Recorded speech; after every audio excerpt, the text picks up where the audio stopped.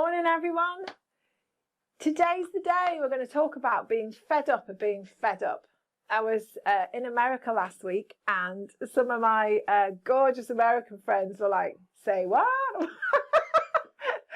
What's that mean, Carol? So for those out there who don't know what fed up means, it's sort of like we decided with our American cohort that it was like being in a funk. Okay, so it's about when you get to a stage in life where you've just been numbed into routine and it's just on one continuous monotone of life.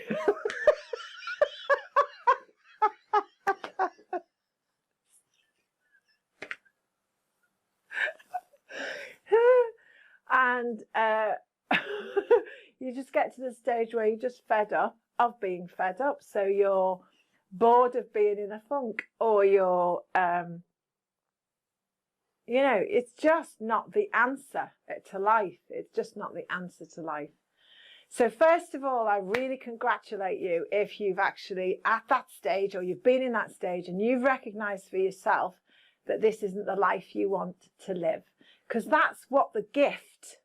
So it's a gift. All of these expressions of emotions and experiences that we have are actually gifts. We're looking for the silver lining. What's the gift in this negative experience or things that we see negatively? What is the gift here? What is it that I am learning about me that will enable me to make the change I need to make for me in full responsibility and reaction to the universe? So when you get to that stage where you're really fed up of being fed up and you're in a funk, it means that you notice, first of all, and, to change anything, we've first got to actually identify what it is we want to change. So the gift of being fed up is you've got a clue as to the state you don't want to be in. So this video is just going to talk about 3 different things that you can do to actually change out of being fed up of being fed up and being on a monotone and just going and going and going and going. And there's no surprises or interruptions or growth or funky times.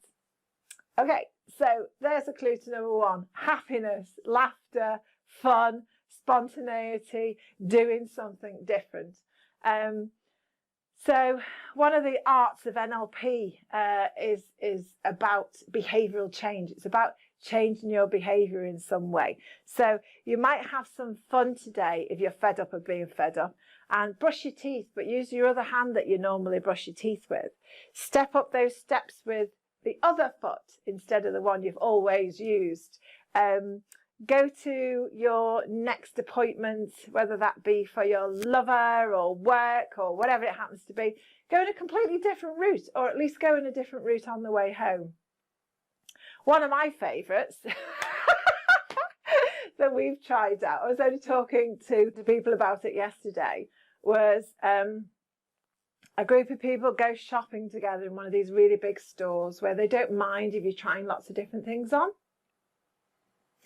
And get your friend to choose for you a few different outfits for you to try on that they would assume or know that you never normally wear. Try them on. Just try it. Just try something different.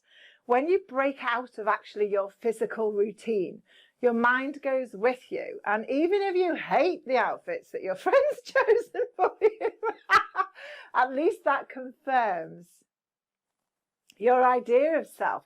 But you know what? When we've done this and when we've tried these different things, it's been absolutely amazing, because people actually come out going, oh my gosh, I am a ball gown person, but I've only ever worn trousers and welly boots all my life. Or the opposite, or something in between. It doesn't matter. So number 1 is change your behaviour, change your routine, which leads to openings of potentiality of your behaviour. Number 2 is to find some space in nature. So number 2 is about nature. It's about going outside into nature, into the silence of nature. When I first heard that expression, I was like, what does that mean? Because nature to me is always quite loud. We live in a very rural place, so we've got the elements battering us from one direction or another. It makes quite a lot of sound. I like the wind, so that's really lovely. Or the sheep in the field, or the cattle, or the birds, or whatever it happens to be. But what it's actually indicative of is just getting outside, away from technology, away from these YouTube stuff, is switch everything off that's electronic and just go outside somewhere where you can see just nature. Whether that's a huge big park or anything, just, you know, if you can't get out of your apartment and you're in a high-rise apartment, see if you can put some plants on a windowsill and just actually put your focus on that. It needs to be something of natural growth. It reminds us of our beginnings, you see. This second point in going out in nature, it reminds us of our beginnings, of our evolution. We know it and it knows us. So we actually start to vibrate with the beat of Gaia, really, of the beat of the earth. And there's lots of science now that talks about trees talking to each other and nature communicating with each other all the time.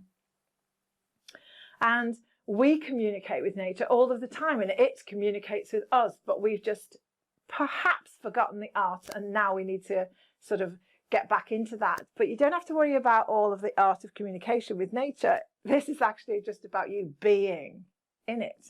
So to get out of this monotone, fed up of being fed up, sometimes just actually going and sitting in nature, walking in nature, being in nature, and remember to look up. Look up, everyone, look up, and breathe deeper and see what that does for you. It's quite hard to stay fed up of being fed up when you actually look up to see the element of wind moving or the rain moving within trees and scudding clouds, and take a breath of fresh air and smell the flowers and be with nature and just stop for a bit. It's often the stopping that does it for you. And number 3 is breath. I've put a previous video up on this, on the 4x4 breath. I encourage you to go look at that and check it out in its entirety. I first came across it by Dr. Andrew Weil, who talked about it being a prana breath and helping people with asthma and various other things. But it's a great way of getting you back into you. The challenge when you're fed up of being fed up is we get overwhelmed by other people's agendas of our life, and we've fallen into the trap of actually trying to meet them. So what the 4x4 breath does is it brings you back to your center, to your core, to your heart, to your own magnificent being, and you reconnect there. And so it's like a reset button. And when you press the reset button and then go out into nature, or then go and try these new models of living and behavior, it's very hard to be fed up of being fed up. So I wish you well with all of those things.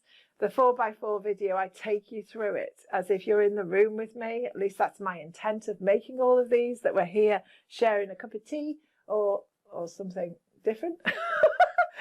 And I try and make it as easy as possible and very accessible for everybody. So, another snippet of change. Love you loads. Hope that was useful. If it is, let me know in those lovely comments below. I'd love to hear from you. So, if you want to change fed up of being fed up, you can do it. You can do it. I believe in you. I trust you can do it. Bye for now.